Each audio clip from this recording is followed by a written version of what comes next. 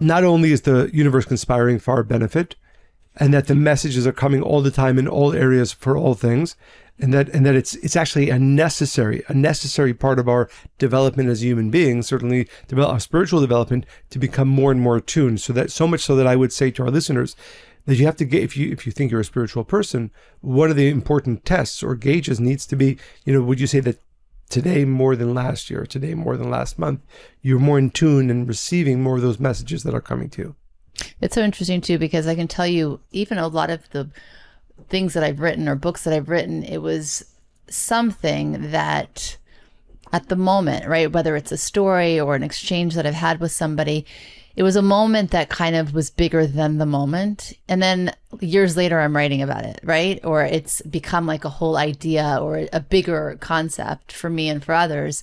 It's those moments. And you start, the more you pay attention to it, the more you're able to recognize it when it's happening as being something bigger and different. Yeah, very much so. And for me, it's probably, for me, some of the most exciting messages is that if I look at the important concepts, spiritual concepts to me, and I've been studying this for over 40 years, but the concepts that are foremost in my mind that I've been developing, thinking about, teaching about the past 5 years are very different than 10 years ago, very different than 20 years ago.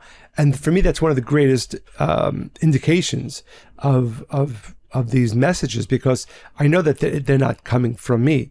That they're, so in the fact that I either, I'll read something like, even just it's happening to me today, where you literally are led down this rabbit hole, for lack of a better example, and you're coming, you really feel you're being guided by the Creator to an idea.